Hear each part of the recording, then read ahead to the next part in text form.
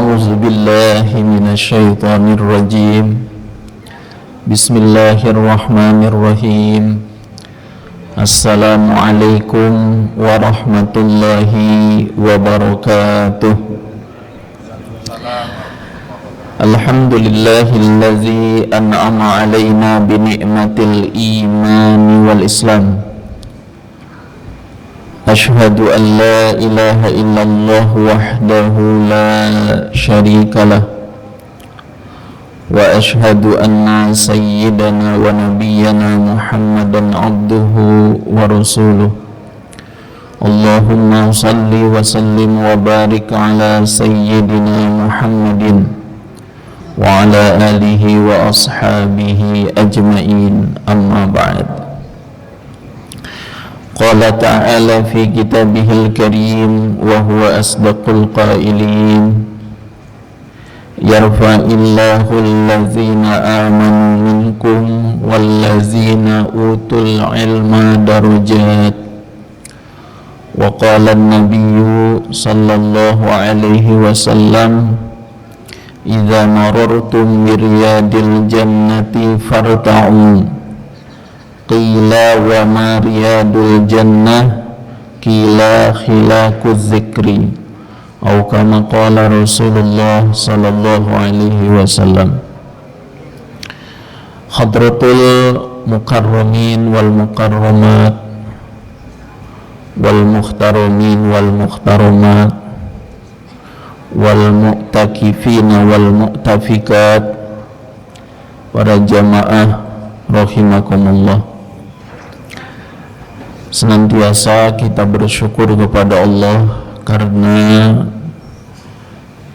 Allah subhanahu wa ta'ala telah menganugerahkan kepada kita begitu banyak kenikmatan-kenikmatan, di antaranya nikmat sehat, nikmat afiat, dan diberikan kesempatan usia, dan juga alhamdulillah diberikan nikmat yang besar, yakni nikmatul iman wal islam, sehingga dengan nikmat tersebut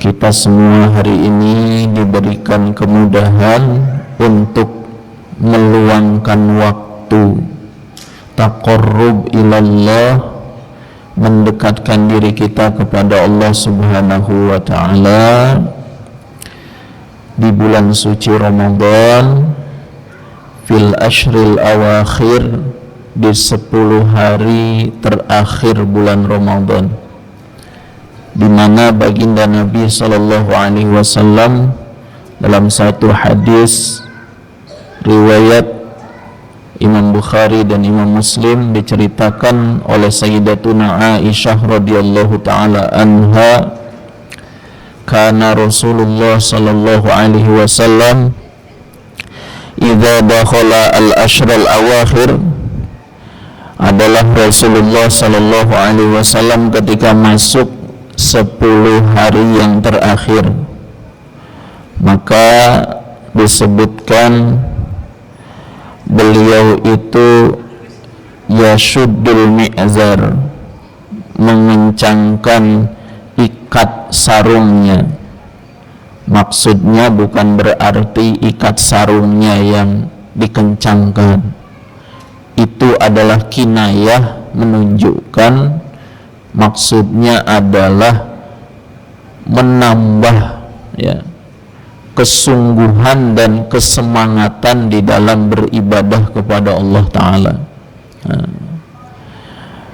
Beliau beriktikaf, bahkan beliau ini ya sampai wafatnya senantiasa ya meluangkan waktu, terutama di 10 hari terakhir, untuk beriktikaf.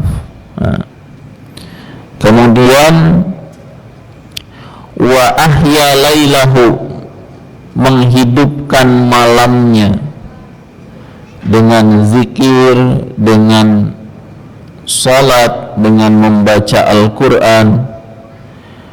Dan bukan hanya itu, wa ayqadha ahlahu, dan membangunkan keluarganya. Ya.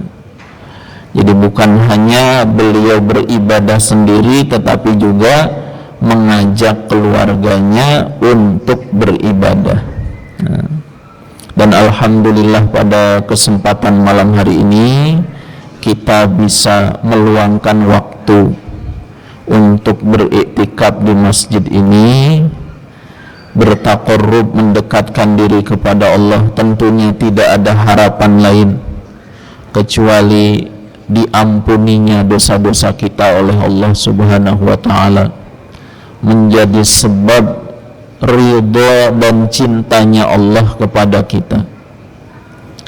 Karena kita semua hari ini tidak bisa menjamin apakah Ramadan tahun depan kita akan masih ada di dunia ini ataukah tidak, ya. Dan Ramadan adalah bulan di mana Allah, ya, melapangkan sebesar-besarnya, ya, rahmatnya kepada kita semua. Bahkan inilah kesempatan untuk memperbanyak amal-amal soleh, ya.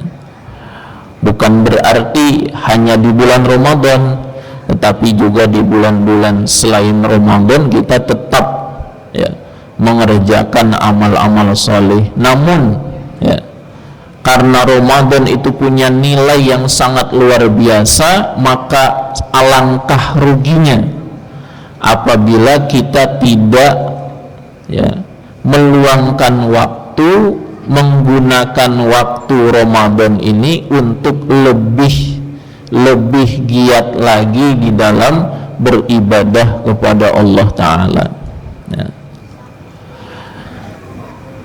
Kemudian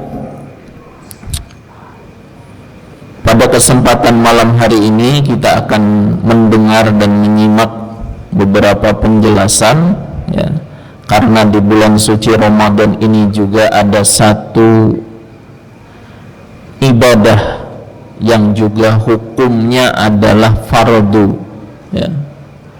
Hukumnya adalah wajib dan juga menjadi pondasi bangunan Islam, ya. Sebagaimana dalam hadis disebutkan, bunyal Islamu ala khamsin. Islam itu dibangun di atas 5 perkara. Yang pertama adalah syahadati alla ilaha illallah wa anna muhammadar rasulullah. Bersaksi bahwasanya tidak ada yang berhak disembah kecuali Allah, dan baginda Nabi Muhammad SAW adalah utusan Allah.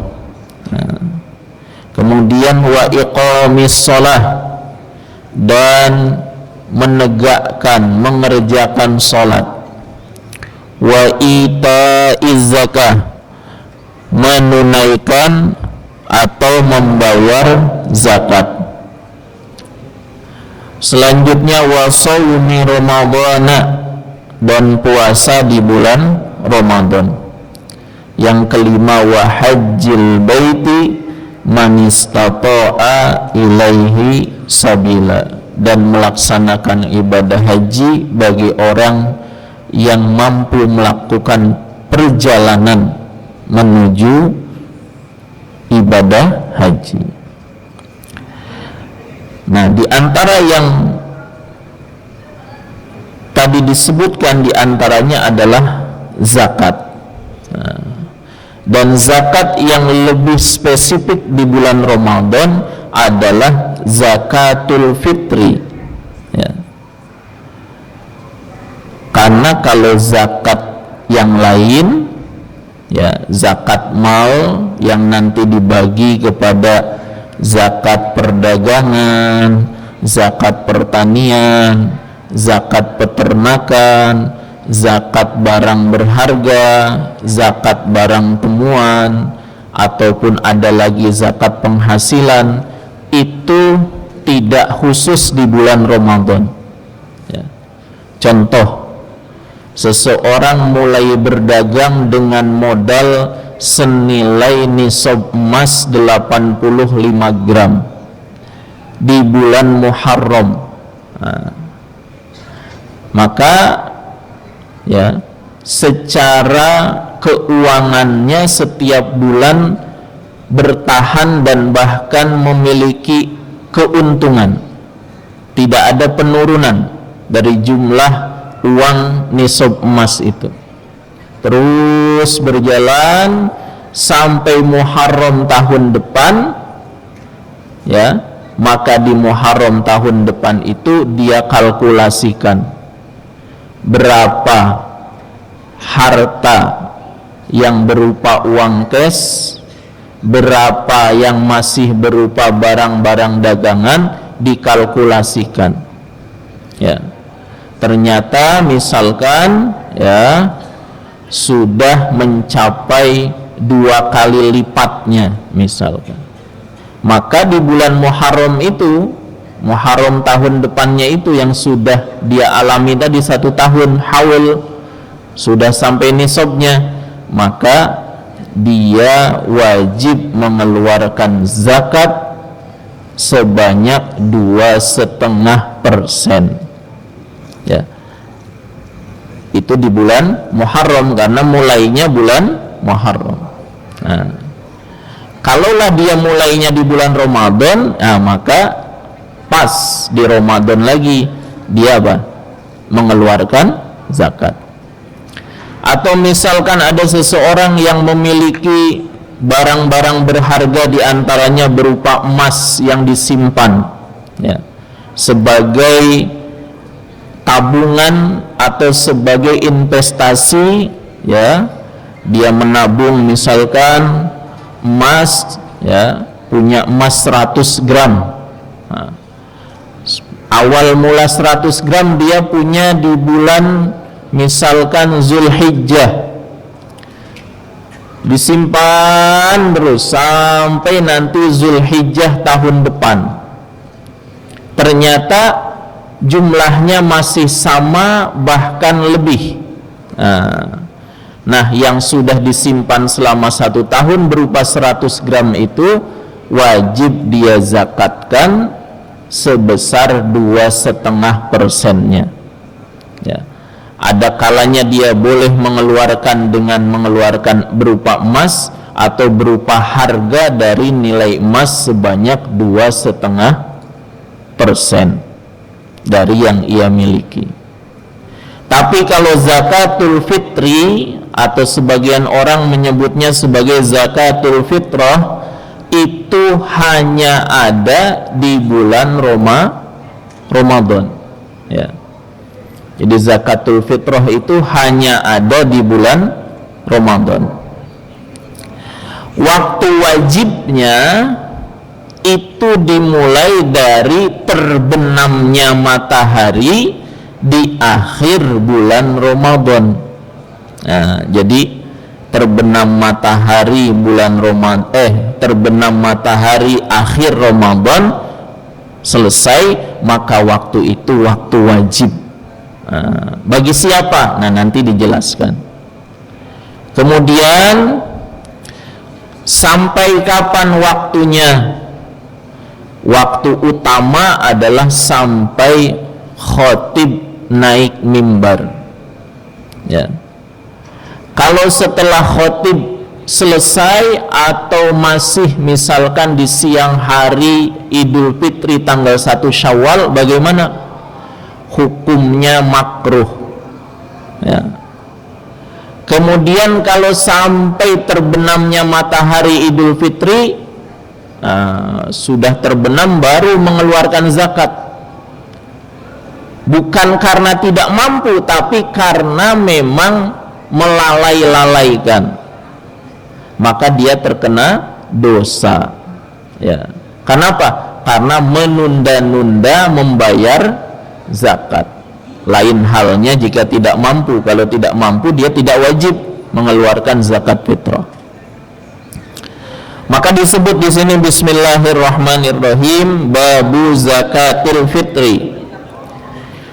Sumiyat bidzalika li'annaha tajibu 'inda fitrin nasi min shaumi ramadhana.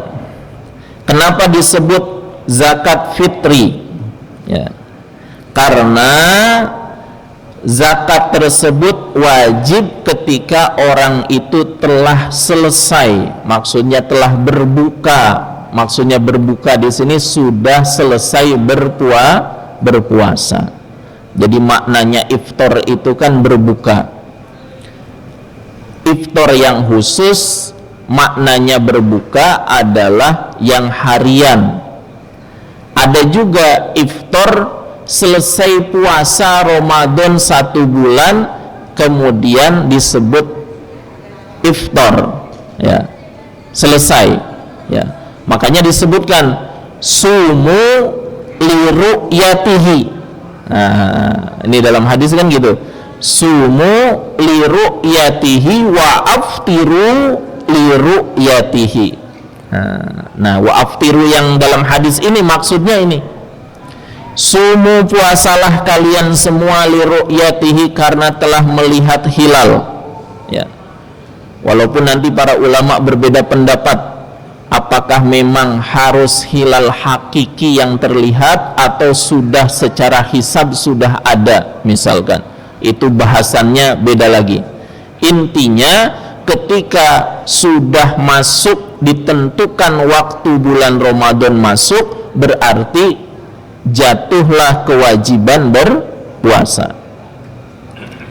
Kemudian wa aftiru, dan berbukalah. Maksud berbuka di sini tidak puasa lagi ketika sudah melihat hilal. Hilal apa? Hilal bulan Syawal. Itu. Nah, adapun iftar yang secara tiap hari itu iftar yang diartikan berbuka dari puasa harian. Nah, adapun yang dimaksud wa aftiru li ru'yatihi adalah ketika selesai bulan Ramadan, sudah tidak puasa lagi. Nah, maka di sini kenapa disebut zakat fitri? Karena wajibnya mengeluarkan zakat setelah orang-orang selesai melaksanakan puasa Ramadan. Nah, juga ada yang menyebutnya zakatul fitrati. Nah, al-fitrah maknanya adalah al-khilqah. Nah, al-khilqah itu adalah jasad, ya. Ada namanya khuluq, ada namanya khilqah atau khulqun. Maka kita kadang berdoa, Allahumma kama hassanta khulqi fahassin khuluqi. Ketika doa bercermin, ya Allah, sebagaimana engkau perbagus jasadku, ya, khulqun atau khilqah, fahassin khuluqi, maka perbaguslah akhlakku. Nah, kalau khuluq itu adalah perangai, akhlak. Kalau khilqah itu jasad, nah, badan, maka disebut zakat badan, ya. Kenapa? Karena ada hadis li'annaha kama fil hadisi, karena bahwasanya itu sebagaimana keterangan dalam hadis, zakatul fitri tuhratun lis-shaimi minar rafasi wa tu'matun lil fuqara'i wal masakini. Jadi zakat fitrah itu adalah penyuci, pembersih bagi orang yang berpuasa dari dosa-dosa. Wa tu'matun, dan sebagai makanan yang diberikan untuk siapa? Lil fuqara'i wal masakini, untuk orang-orang fakir dan miskin. Ya. Hukumnya apa? Ya. hukumnya adalah wajibatun bil ijma'i. Ya, sepakat ulama menghukumi zakat fitri atau zakat fitrah hukumnya adalah wajib. Kemudian kapan waktu mengeluarkan zakat fitrah? Nah, kan ada yang diawalkan atau disegerakan, ya kan?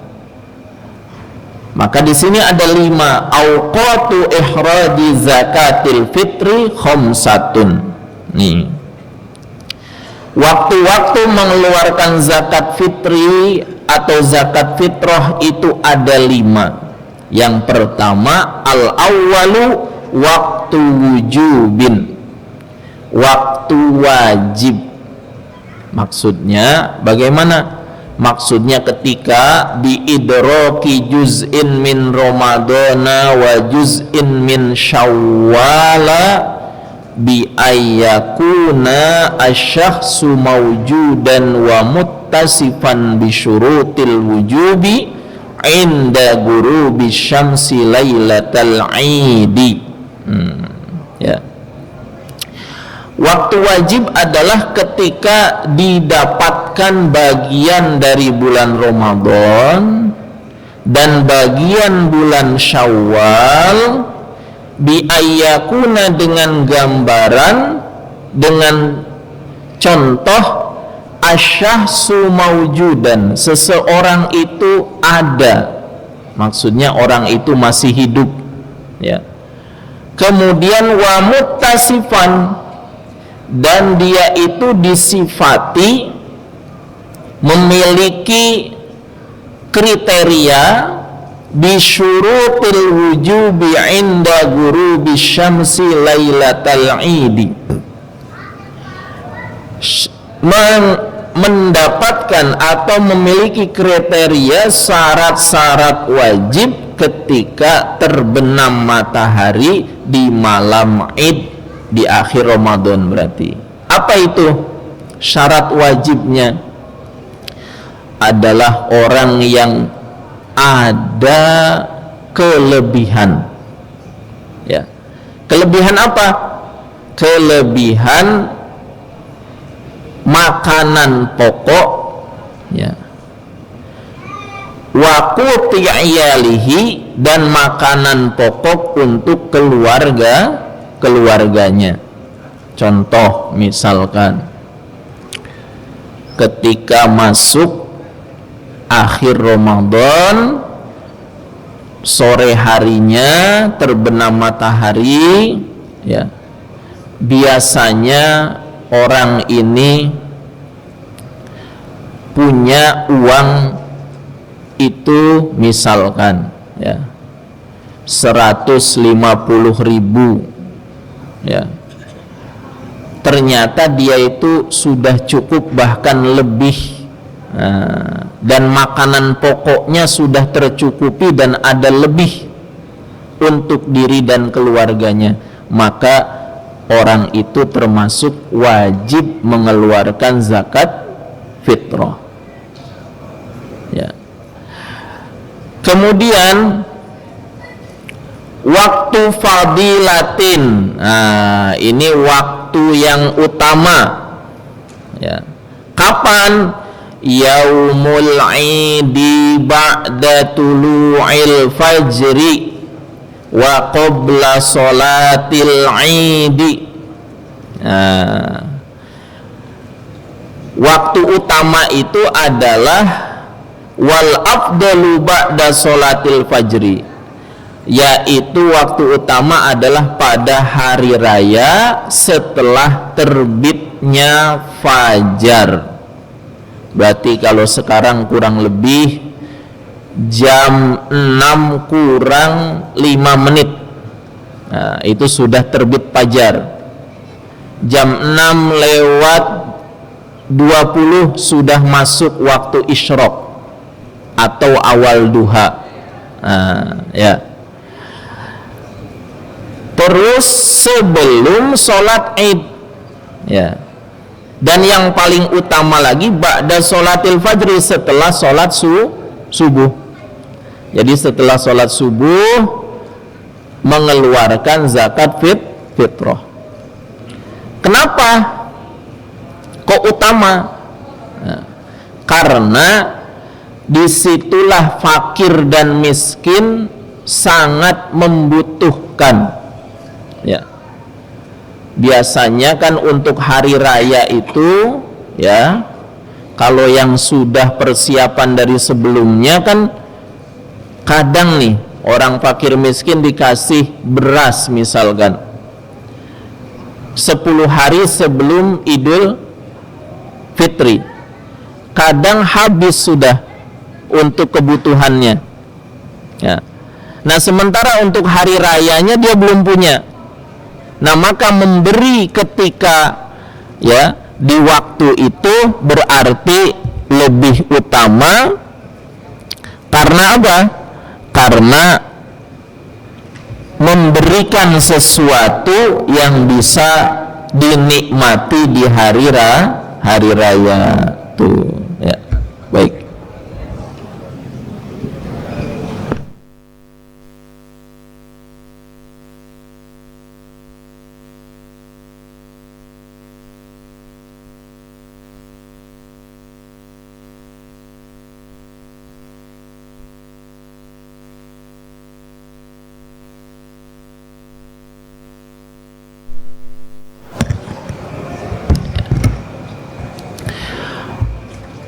Itu jadi waktu paling utama. Berarti kalau begitu memberikan zakat fitrahnya tidak lewat panitia zakat. Karena kalau lewat panitia zakat itu repot, ya. Panitianya sudah capek, sudah tutup, ya. Karena sudah ngurusi hal yang lain. Nah, makanya nanti kita akan bahas sebetulnya kalau zakat fitrah itu apakah sama seperti zakat mal, dikumpulkan lewat lembaga, atau kita langsung memberikannya kepada mustahik, ya. Kemudian waktu selanjutnya yang ketiga adalah waktu jawazin, waktu yang hukumnya adalah boleh, termasuk ta'jiluz zakat, menyegerakan zakat. Kalau pakai ain itu menyegerakan, kalau ta'jilu pakai hamzah itu mengakhirkan, ya. Jadi ada ajilan, ada ajilan. Kalau ajilan itu kontan, tunai. Kalau ajilan tempo, ya. Nah, jadi waktu jawaz itu ta'jiluz zakat, menyegerakan zakat dari awal Ramadan sudah boleh, ya. Cuma ada satu catatan, ketika mustahik yang kita beri itu ternyata sebelum waktu wajib dia wafat. Misalkan tanggal 28 Ramadan ternyata fakir atau miskin yang kita beri zakat meninggal, maka zakat kita harus diulangi. Kenapa? Karena zakat kita itu belum masuk kepada apa? Waktu wajib. Itu menurut beberapa pendapat ulama, diantaranya ditulis dalam kitab Fathul Wahhab. Nah, kemudian yang keempat, waktu karohatin, waktu makruh, ta'hiruha an sholatil idi ila ghurubi syamsi illa limashalatin kan tidhari qaribin au faqirin solihin. Waktu makruh apa itu? Mengakhirkan zakat setelah sholat Id sampai terbenam matahari tanggal 1 Syawal. Jadi sampai terbenam matahari baru mengeluarkan zakat, atau dari setelah Id, dari setelah Id sampai menjelang terbenam matahari, hukumnya makruh. Kecuali ada alasan. Contoh alasannya apa? Maslahat seperti menunggu kerabat dekat yang dia boleh menerima zakat, atau ada orang fakir yang solih. Ya, maknanya gini,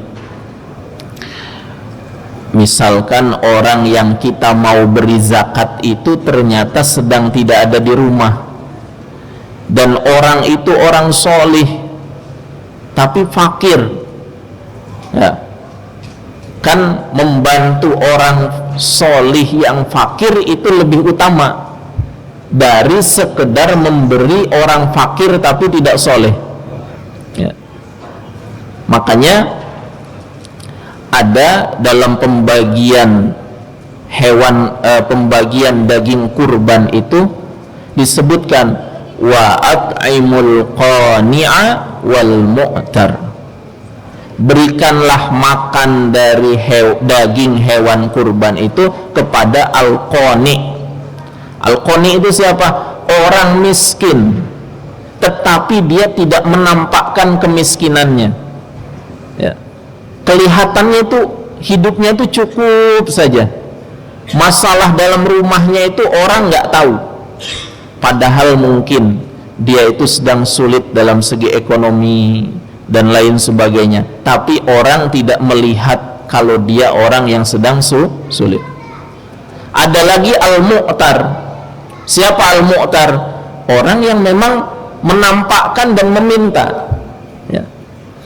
Makanya jangan aneh kadang kalau kita sebagai panitia, baik itu panitia zakat, panitia hewan kurban, ya, ada orang jauh-jauh datang ke masjid, nah, dari tempat yang jauh yang bukan dari lingkungan itu, kemudian dia apa? Meminta bagian. Itu termasuk mu'tar, ya. Orang yang fakir, miskin, dan menampakkan kefakiran dan kemiskinannya.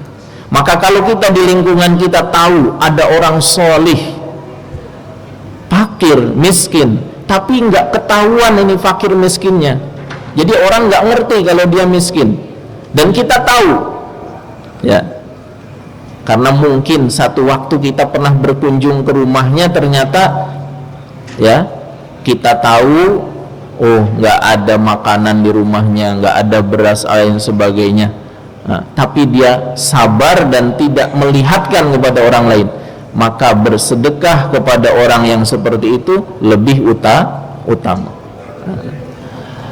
Kemudian, jadi itu namanya limaslahatin, karena adanya maslahat, waktu makruh.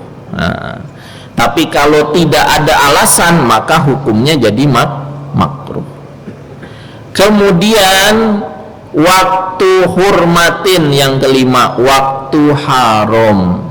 Maksudnya bagaimana? Ta'khiruha an yaumil idi, mengakhirkan dia akan zakat fitrah dari hari Idul Fitri, sudah tanpa alasan, tanpa uzur, memang sengaja, nanti sajalah malam kedua Syawal misalkan, maksudnya ini hari raya, nanti malamnya lah baru ngasih zakat, itu sudah masuk namanya waktu hurmat, waktu haram.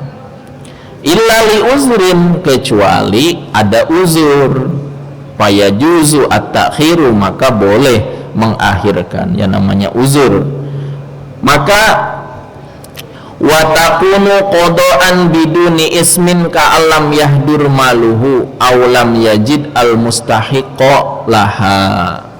Contoh uzurnya adalah tidak adanya mustahik, dia sudah nyari-nyari kemana-mana nggak ada mustahik misalkan, nah, itu namanya uzur. Tapi kalau tidak uzur, maka dia itu masuk kepada hurmah, dan zakatnya harus diqodho. Jatuhnya itu sebagai apa? Sebagai zakat yang qodho. Biduni, kemudian kalau sengaja berarti berdosa. Kalau ada uzur yang benar-benar uzur, tidak berdosa. Nah, itu namanya apa? Waktu mengeluarkan zakat fitrah. Kemudian alaman tajibu, kepada siapa wajib zakat fitrah? Tajibu ala kulli muslimin hurrin yamliku kuta yaumal idi wa lailatihi sawaun akana dzakaron am unsa saghiran am kabiran hurran am abdan. Wajib zakat fitrah atas setiap orang Islam yang merdeka, yang memiliki makanan pokok pada hari Id dan malam Idnya, baik dia itu laki-laki maupun wanita, anak kecil maupun sudah dewasa, hamba sahaya maupun orang merdeka. Ya, kalau hamba saya itu di masa lalu, sekarang tidak ada hamba saya. Kemudian wa yustaratu liwujubiha an takuna fadilatan amma yahtaju ilaihi mimma yali mu'natuhu wa mu'natu man talzamuhu nafaqatuhu min dainin walau muajjalan min khadimin wa manzilin yaliqani bihi. Dan disyaratkan wajibnya zakat fitrah adalah lebih, ya, sesuatu yang lebih dari yang ia butuhkan. Dari yang dibutuhkan berupa apa? Mu'natuhu, kos kehidupannya, biaya hidupnya. Wa mu'natu man talzamuhu nafaqatuhu, dan biaya hidup orang yang berada dalam tanggungannya. Kemudian kelebihan min dainin, kalau orang punya hutang, ternyata Idul Adha masih ada lebihan dari bayar hutang, ya, walau muajjalan, walaupun ditempo, itu berarti sudah ada lebih untuk bayar zakat fitrah.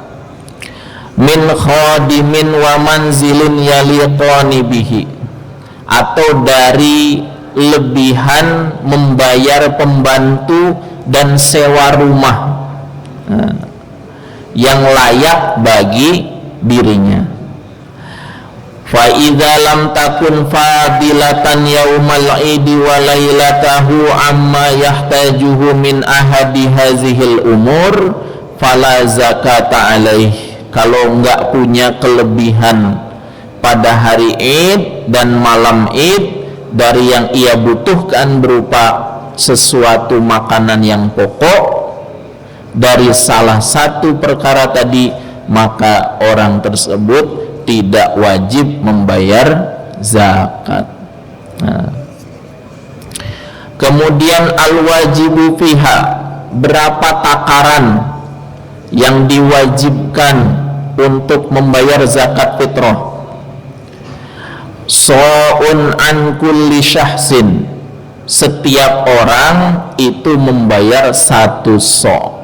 Satu so' itu 4 mud. 4 mud. Jadi mud itu adalah takaran yang ada di zaman Rasulullah SAW dan sampai sekarang masih ada. Sering disebut muddun nabawi, mud negeri atau mudnya Nabi SAW. Nah, kalau kita konversikan, ya, ke liter, itu kurang lebih 3,5 liter. Kalau kita konversikan ke berat dari takaran, pasti akan ada perbedaan. Karena namanya beras, ada beras baru, ada beras lama. Beras baru kadar airnya lebih banyak, maka kalau ditimbang pastinya lebih berat. Sama-sama 1 liter kita timbang, yang satu beras baru, yang satu beras lama, maka akan ada selisih. Nah, ya. Nah, dari itulah diambil gampang atau diambil tengah-tengahnya, setidaknya ya minimal 2,5 kilogram ya. Karena kalau hitung mud dikonversikan kepada berat, 1 mud itu kurang lebih 675 gram. Kalau ditambahi jadi 700 gram atau 7 on. 7 dikali 4 2,8. Makanya ada zakat yang tertulis melalui Baznas, diantaranya 2,5 kilogram. Tapi ada yang melebihkan 2,7, 2,8, bahkan ada yang menambahkan sampai 3 kilogram gitu. Kemudian disebutkan di sini arba'atu amdadin bimuddin Nabi sallallahu alaihi wasallam, 4 mud dengan takaran mudnya Nabi. Wa huwa ma yusawi. Nah, ini sudah coba pernah dikonversi. Wa huwa ma yusawi ya. Ini normalnya atau umumnya, kadang bisa kurang bisa lebih. Wa huwa ma yusawi, yaitu ukuran yang sesuai sama halian dalam keadaannya, isna wa khamsatu wa sab'ina kilu takriban, kurang lebih 2,75 kilogram gitu ya. Makanya kalau kita ya, walaupun ada pendapat 2,5 kilogram, lebih baik ditambah ya, misalkan 2,8 ya. Kemudian qaidatun kullu man talzamuhu nafaqatu ghairihi talzamuhu fitratuhu wa hunaka istisnaatun min hazihil qaidati mantuqan wa mafhuman. Famantuqul ibarati yaqulu kullu man talzamuhu nafaqatu ghairihi talzamuhu fitratuhu fayustasna min zalika zawzatul ab fayalzamu nafaqatuha wa la yalzamu fitratuha wa kadzalika al abdu wal qaribu waz zawzatul kufaru. Jadi ada kaidah, setiap orang yang wajib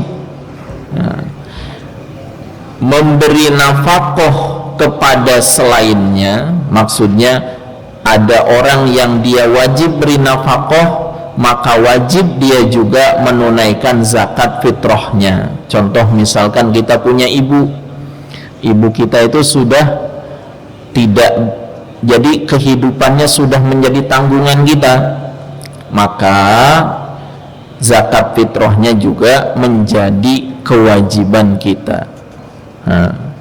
Tetapi ada pengecualian secara ucapan dan pemahaman diantaranya ya. Dikecualikan adalah istri dari ayah. Kan misalkan begini, ayah kita itu setelah ibu kita wafat menikah lagi, maka kan ayah itu setelah punya istri baru, maka istri barunya itu wajib dinafkahi oleh ayah kita.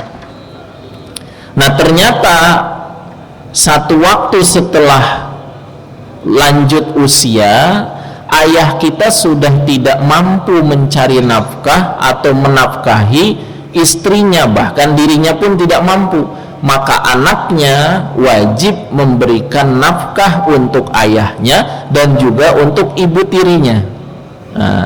Gitu. Kenapa? Karena ibu tirinya itu berada dalam tanggungan ayahnya. Tapi kalau dalam masalah zakat, ibu tirinya tidak menjadi tanggungan anak tiri itu. Ya, jadi dikeluarkan dari kaidah yang telah disebutkan ya.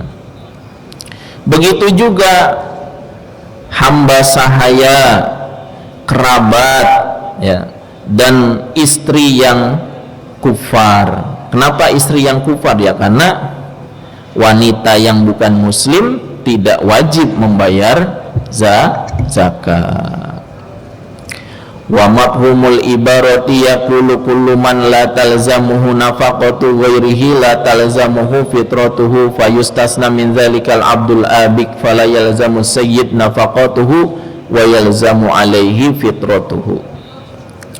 Kemudian wa idza a'sara zawju an fitrati zawjatihi fala tajibu alaihi wa la yalzamuha fitratu nafsiha walakin yustahabbu laha ikhrajuha. Nah, ini kalau terjadi seorang suami sedang dalam masa sulit, tadinya mampu tapi kemudian ternyata mungkin kena PHK di PT-nya jadi enggak punya pekerjaan, mengalami masa-masa sulit atau kemiskinan dan kefakiran, maka ya tidak wajib. Maksudnya si suami nggak bisa membayarkan zakat fitrah istrinya. Fala tajibu alaihi, maka tidak wajib zakat menjadi tanggungan suami, dan juga si istrinya juga tidak wajib mengeluarkan zakat fitrah untuk dirinya. Tetapi kalau ternyata si istri punya tabungan, punya lebih, walakin yustahabbu laha ikhrajuha, disunnahkan, tidak wajib, disunnahkan si istri bayar zakat sendiri untuk dirinya. Kemudian sekarang jenisnya, jinsul fitrati, jenis zakat fitrah itu dari apa? Min ghalibi kutil baladi wa yujzi'u al jinsul a'la anil adna alladhi huwa ghalibu kutil balad. Wa qad zakaru ba'duhum ajnasa ma tajibu fihi zakatul fitri murattiban al-a'la fal-a'la. Ya. Jadi jenis yang dikeluarkan untuk zakat fitrah itu adalah bahan makanan pokok suatu negara yang umum, maka mencukupi jenis yang paling tinggi dari yang bawah. Contoh begini, di Indonesia kebanyakan makanan pokoknya adalah beras. Nah, maka beras itu mencukupi untuk membayar zakat fitrah. Kemudian ternyata di satu negara itu makanan pokoknya beda-beda. Ada yang tingkat premium, ada yang medium, ada yang ekonomi. Ya. Misalkan orang-orang yang kaya mengkonsumsi berasnya premium. Nah, orang-orang yang pertengahan mengkonsumsi makanan pokoknya misalkan beras medium. Orang-orang yang bawah misalkan mengkonsumsi ya jagung sebagai bahan makanan atau singkong misalkan. Nah, maka ketika orang mengeluarkan zakat dengan beras premium itu sudah cukup. Ya. Kemudian selanjutnya mas'alatun la tujzi'u zakat anil ibnil ladzi la tajibu alal abna faqatuhu kabaligin idza adaha anhu abuhu. Nah ini ada satu pertanyaan, apakah anak yang sudah balik, ya, anak yang sudah balik kalau secara syariat itu sudah 15 tahun atau sebelum 15 tahun sudah mimpi ya hubungan intim, maka anak itu sudah balik kalau laki-laki. Kalau wanita sudah haid setelah usia 9 tahun walaupun belum 15 tahun, atau belum haid tapi sudah 15 tahun, maka berarti anak itu sudah balik. Nah, cuma masalahnya kalau dalam tradisi kita. Jadi sebetulnya secara tradisi syariat maknanya begini, anak kalau sudah balik itu orang tua sudah tidak wajib memberikan nafkah. Ya, makanya kenapa di zaman-zaman dulu orang-orang tua itu ketika anaknya sudah rosyid itu apa? Rosyid itu sudah punya pemahaman mana baik, mana buruk, mana untung, mana rugi, mana membahayakan, mana tidak membahayakan. Itu namanya rosyid. Jadi akalnya sudah sempurna, belum balik rosyid ya. Makanya ada satu keadaan ketika orang itu tidak rosyid, anak itu di usia seharusnya di usia 11 tahun misalkan harus paham ini ternyata belum, keterbelakangan. Nah maknanya dia berarti belum rosyid. Nah ketika sudah rosyid, orang tua itu penting mengajarkan anaknya sesuatu yang orang tua itu bisa.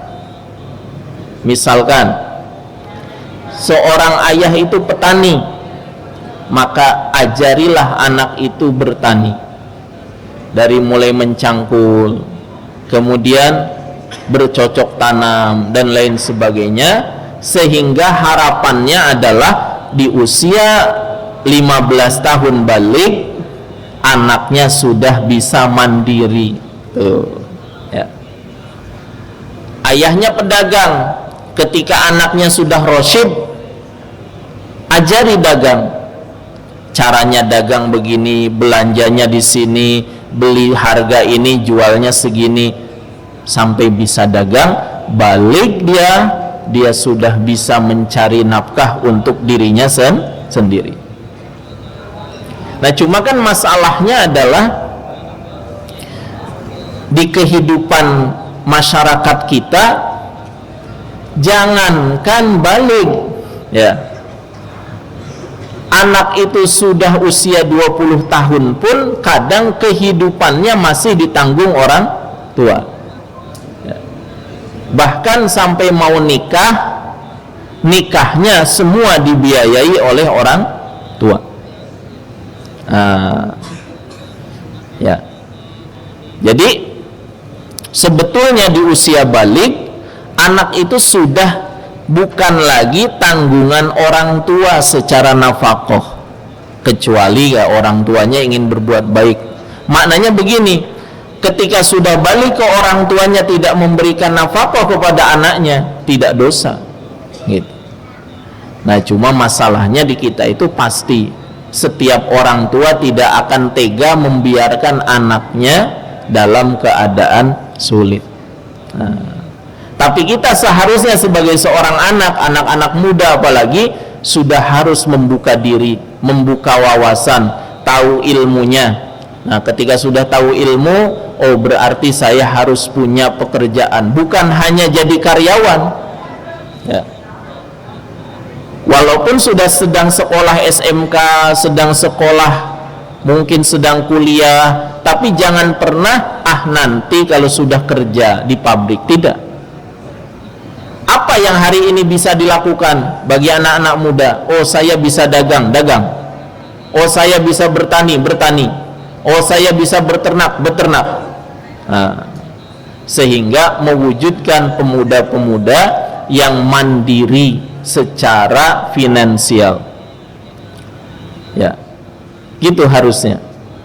Nah jadi ketika ada seorang ayah dia membayarkan zakat anaknya yang sudah balik, yang sudah tidak wajib nafkah orang tua kepada anaknya, kemudian ya orang tuanya nggak bilang ke anaknya ya, maka zakat fitrahnya belum terhitung. Kenapa? Karena yang wajib membayarkan zakat fitrah anak yang sudah balik ya anak itu sendiri. Nah makanya solusinya bagaimana kalau anak kita sudah balik tapi belum bisa cari pekerjaan?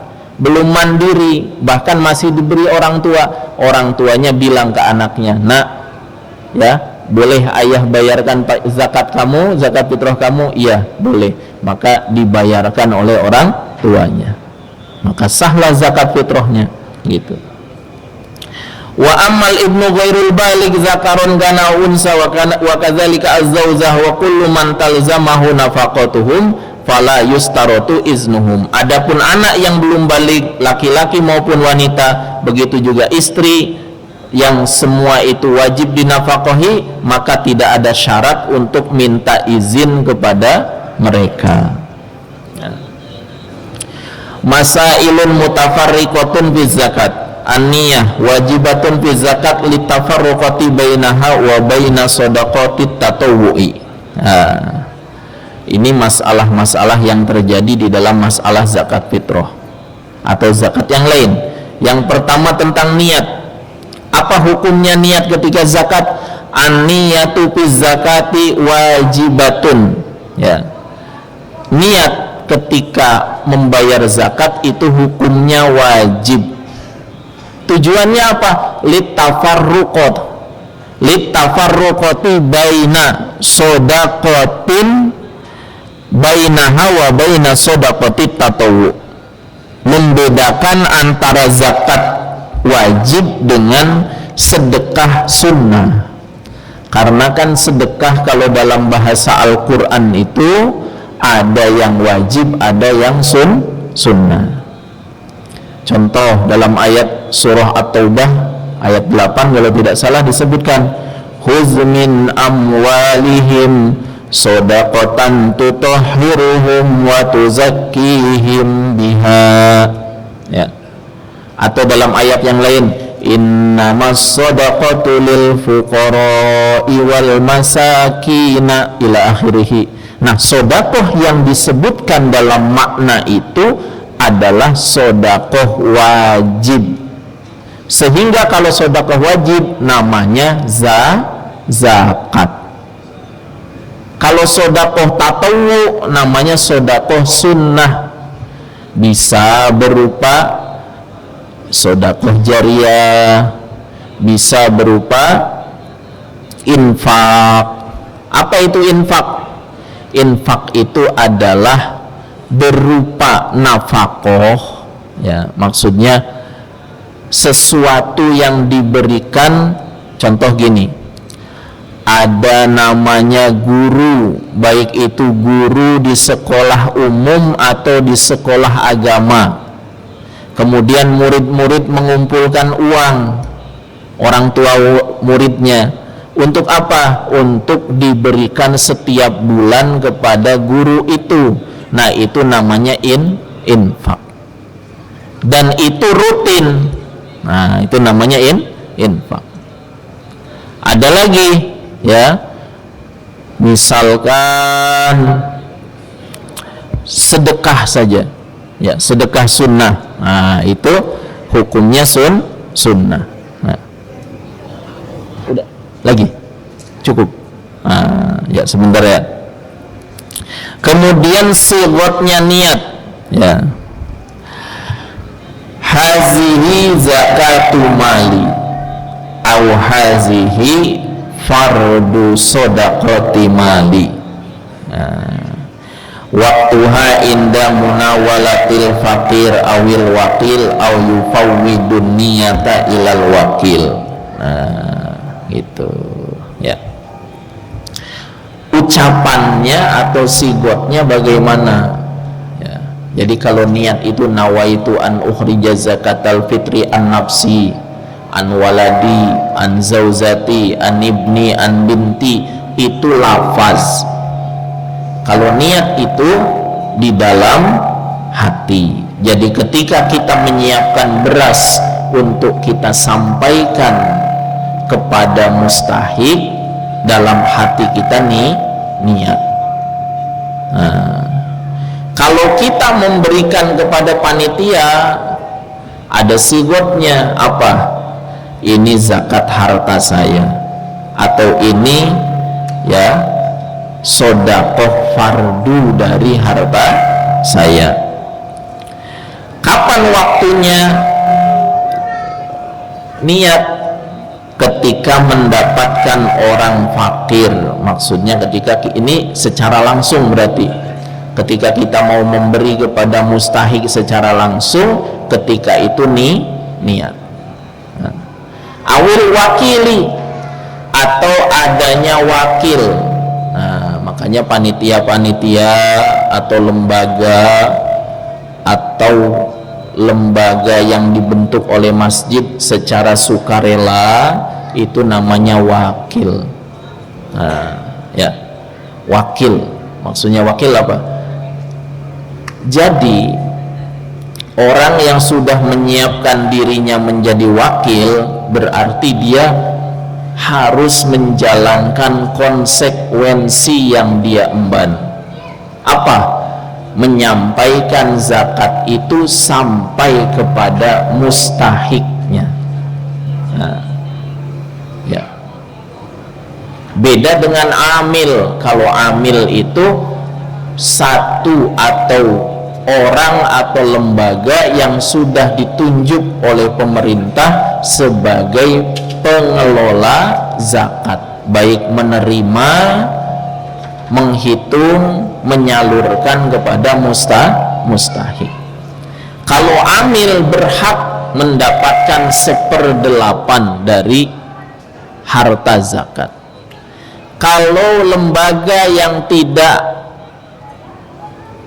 resmi atau hanya sekedar panitia dadakan, itu namanya wakil, bukan amil, tidak berhak mengambil 1/8 dari harta zakat.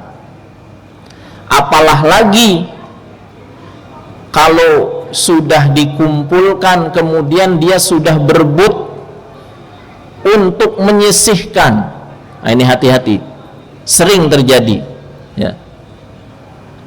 Panitia mengatasnamakan panitia zakat di satu masjid, 10 orang, 15 orang, kemudian zakat orang satu kampung itu, ya, dikumpulkan, ternyata mereka sudah apa? Nah, ini nih buat kita 2 karung misalkan. Sisanya dibagikan, sementara itu bukan lembaga resmi. Sekali lagi itu hanya panitia dadakan, ya. Maka hati-hati, ya. Dia menanggung zakat setiap orang yang harus ditunaikan sampai kepada mustahik. Maka kalau kita menemukan hal itu di lingkungan kita, jangan kita berikan zakat fitrah kita kepada mereka. Langsung berikan kepada fakir miskin yang kita tahu keadaannya. Itu lebih selamat, ya. Apalagi misalkan melihat kelakuan oknum-oknum, ya, mengumpulkan zakat. Ini apalagi nih zakat fitrah. Zakat fitrah itu bilangannya nggak banyak, 3,5 liter, hanya setahun sekali, kemudian dijadikan bancakan bisnis. Nah, dikumpulkan, setelah dikumpulkan habis hari raya Idul. Jadi di satu kampung itu kemudian fakir miskinnya hanya dapat 5 liter, 5 liter, 5 liter. Sementara beras itu masih ada 1 ton, masih ada 5 kintal, masih ada 1 ton lebih. Setelah Idul Fitri dibawa pakai mobil, ya. Mungkin masih ada, dulu zaman saya kecil saya sering lihat seperti ini. Nah, dibawa kemana? Dibawa ke kelurahan. Kalau zaman dulu ke desa. Setelah di desa dibawa kemana? Ke kecamatan. Setelah dicek di kecamatan, berasnya sudah nggak ada semua. Sudah dibagi-bagi, entah dibagi-baginya kemana. Ketika ditanya katanya dibagi kepada pegawai-pegawai, baik itu kecamatan maupun desa. Maka itu sangat-sangat apa? Berbahaya. Nah, maknanya bagaimana? Kalau kita mendapati yang seperti itu, jangan kita percayakan zakat kita kepada mereka. Kalau kita tahu berarti zakat kita tidak sah, tidak sampai kepada apa? Kepada mustahik. Tapi kalau kita tahu ada lembaga yang amanah, yang benar di lingkungan kita, setiap pembagiannya benar, ya, fakir miskin bukan hanya dapat 5 liter, karena banyak fakir miskin di tempat itu bisa sampai dapat 50 liter, 30 liter, ya, bahkan disesuaikan dengan jumlah tanggungannya misalkan. Nah, itu namanya apa? Panitia yang amanah, ya. Jadi kalau kita sudah menyiapkan diri kita sebagai panitia sukarela, jangan mengharapkan mengambil beras. Nah, ini sekali lagi saya ingatkan. Kenapa? Karena kadang orang ingin jadi panitia itu supaya dapat bagian. Padahal itu bukan panitia resmi, hanya sukarela. Belum diakui oleh pihak pemerintah, belum ada surat tugas dari pemerintah. Nah, ya. Kenapa? Karena zakat itu beda dengan bansos. Sekali lagi, zakat itu beda dengan bansos, beda dengan sodakoh sunnah. Kalau bapak-bapak sodakoh sunnah lewat di jalan raya, kemudian ada orang misalkan minta-minta, kita kasih, ternyata ketahuan dia pura-pura kakinya nggak pincang. Nah, kan seolah-olah kita salah ngasih, tapi salahnya itu nggak jadi masalah, ya. Tapi kalau zakat itu bermasalah. Bansos misalkan, pendataan di satu kampung, ya, didata, ternyata, ya, yang dimasukkan data itu orang-orang yang dekat sama RT sama RW, padahal orang kaya misalkan. Pemerintah memberikan bansosnya turun misalkan, itu nggak jadi masalah. Mungkin dosa iya, tetapi tidak ada masalahnya. Kenapa? Karena itu bukan ibadah. Tapi kalau zakat itu salah menyalurkan, tidak sampai kepada mustahiknya, dan kita tahu, maka konsekuensinya kita harus mengulang zakat tersebut, karena zakat itu bagian dari ibadah. Nah, bahkan hukumnya wajib. Maka pilihannya, kalau kita memang bisa, karena tujuannya membentuk lembaga atau panitia-panitia di masjid itu supaya betul-betul zakat tersalurkan kepada mustahik, bukan supaya dapat bagian. Nah, ya, lain halnya kalau kita amilin, kita itu diakui oleh pemerintah bisa mengambil 1/8 karena kita itu bekerja. Waktu kita harian tidak cukup untuk bekerja kita, sehingga kita melakukan apa? Kegiatan tadi. Nah, waktu kita diganti dengan 1/8 itu, ya. Nah, ini penting saya sampaikan karena hal ini kadang terjadi di satu daerah. Misalkan lagi ramai ini zakat fitrah, kadang masjidnya sedang ngebangun, karena keminiman ilmu, tidak tahu, akhirnya diumumkan, bapak-bapak yang mau zakat silahkan ke masjid, atau yang mau zakat mal silahkan, zakat padi, zakat beras, zakat harta, masjid kita sedang membangun. Nah, uangnya digunakan untuk bangun masjid. Itu pun salah pentasorupan, ya. Siapa yang tanggung jawab? Yaitu orang-orang yang tadi. Nah, maka kalau kita sudah tahu ilmunya, tidak ada namanya zakat itu digunakan untuk membangun, ya. Jadi sekali lagi, tidak ada ngumpul-ngumpul zakat kemudian digunakan untuk membangun masjid, membangun madrasah, tidak ada. Jadi zakat itu harus sampai kepada mustahiknya, setidaknya kepada fakir dan miskin. Nah, gitu. Ya. Dan yang sudah menunaikan zakat itu kok digunakan zakatnya untuk hal-hal tadi, ya, membangun masjid, madrasah, maka itu tidak jatuh kepada zakat, jadinya adalah sedekah sunnah. Nah, itu. Kemudian selanjutnya, kalaulah ada misalkan di satu daerah ada saja misalkan satu lingkungan itu kebanyakan orang ekonominya menengah ke atas, maka dipastikan di situ tidak ada mustahik, ya. Maka bagaimana menyalurkan zakatnya? Naql, ya, penyalurannya disalurkan ke daerah yang paling dekat dengan daerah itu. Misalkan ada satu komplek perumahan, orang-orangnya mampu semua, ya, nggak ada mustahik, maka lingkungan sekitarnya yang paling dekat yang ada mustahik mana? Nah, itulah disalurkan ke situ. Nah, ya. Jadi ini hal yang sangat sangat, walaupun jumlahnya kecil 3,5 liter, tapi itu adalah ibadah, maka kita harus pastikan ibadah kita itu, zakat kita itu sampai kepada mustahiknya. Itu ya. Itu saja mungkin kajian kita karena sudah jam 12.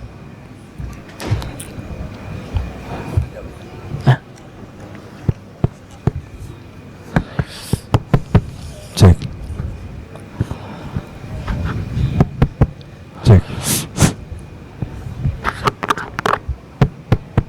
Halo. Mau pakai ini?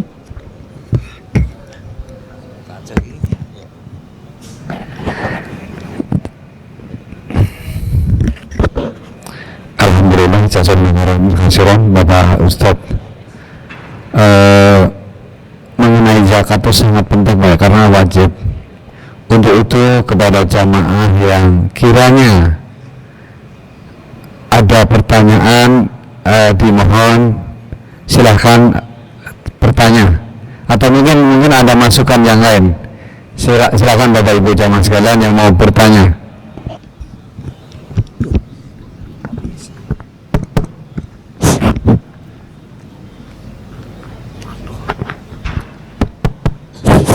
Cek.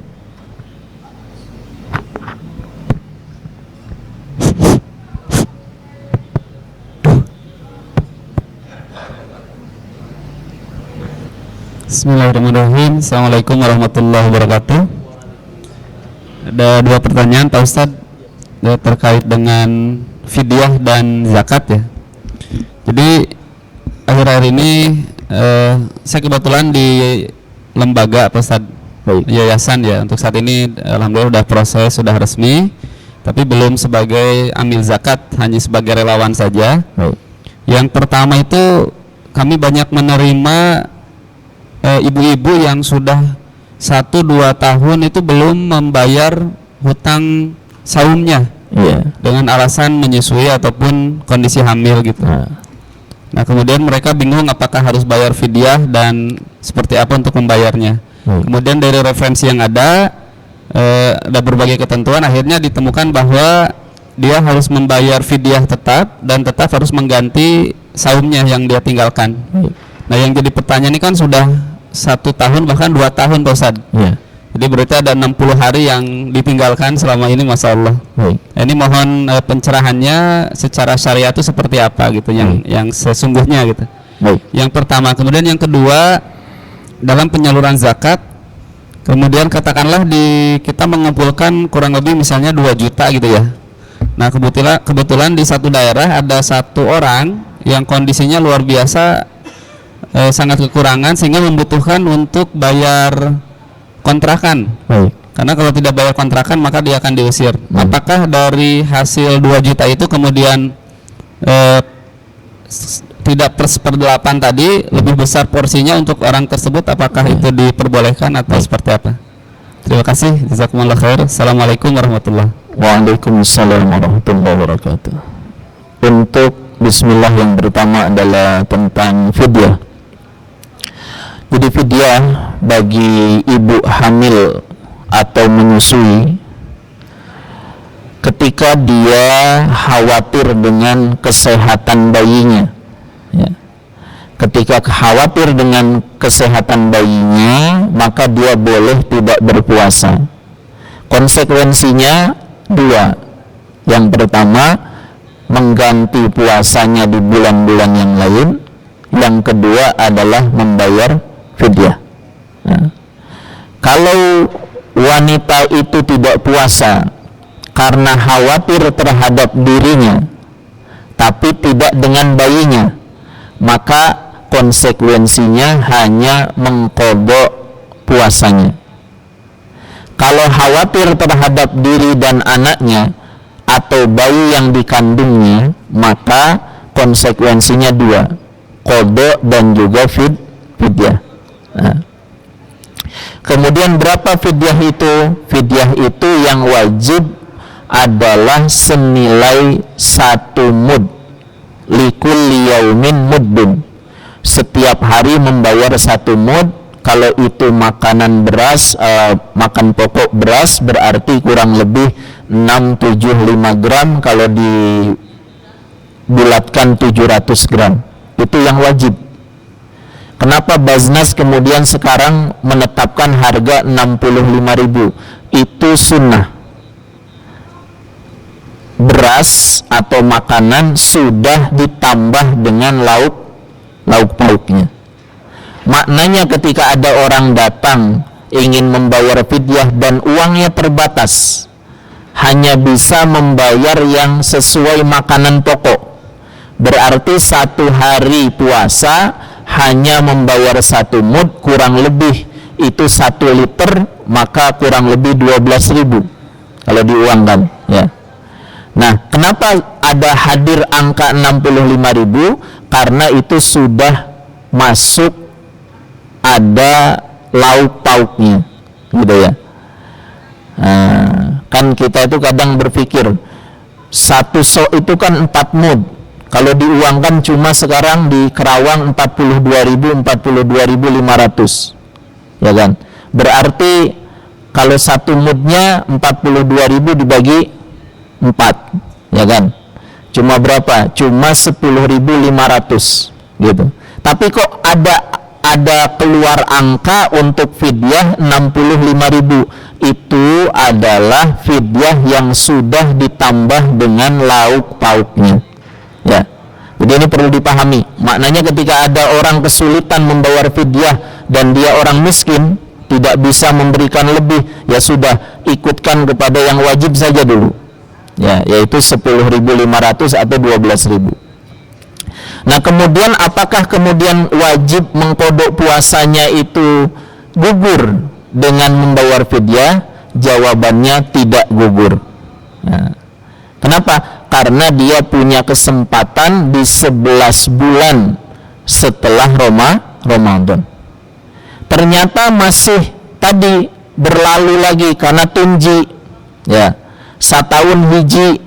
Nah, maksudnya 1 tahun hiji itu ternyata hamil deui bae, ya, anak sudah lahir 2 bulan 3 bulan hamil lagi. Pas bulan Ramadan, nah, nggak bisa puasa lagi. Ya sudah, tetap itu menjadi hutang sampai nanti, sampai dia bisa membayar puasa tersebut. Itu seperti itu. Nah, kemudian selanjutnya mengenai penyaluran zakat. Bagaimana cara membaginya? Dalam mazhab Syafi'i dijelaskan dibagi rata kepada seluruh asnaf. Kalau asnaf itu ada 8, berarti masing-masing golongan mendapat 1/8. Dan setidaknya dari setiap asnaf itu ada 3 orang. Jadi miskin minimal 3 orang, fakir minimal 3 orang, ya, gharib minimal 3 orang. Nah, ternyata nanti setelah dikalkulasi ada diantaranya riqab, hamba sahaya itu pasti nggak ada zaman sekarang. Sabilillah juga ternyata nggak ada, Ibnu Sabil juga nggak ada, maka bagian-bagian yang tadi dimasukkan kepada bagian fakir miskin.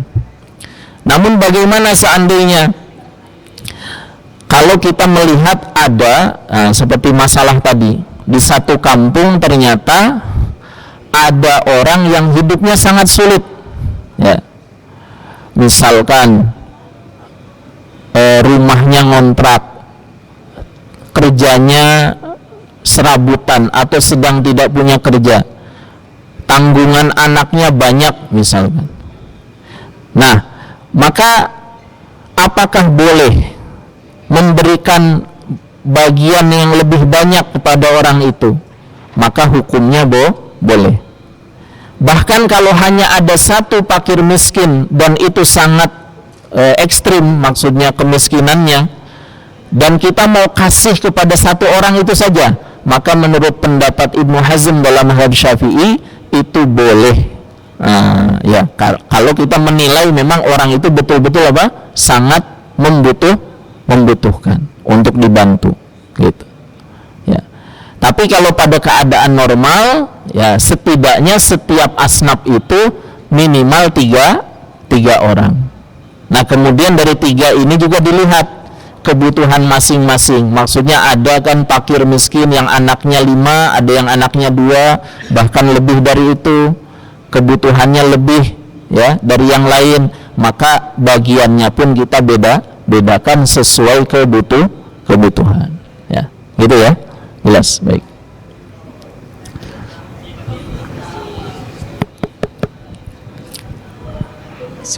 Assalamualaikum warahmatullahi wabarakatuh. Waalaikumsalam warahmatullahi wabarakatuh.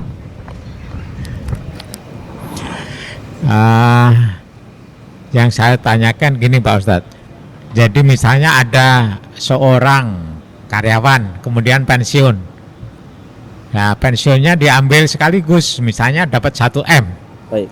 gitu ya.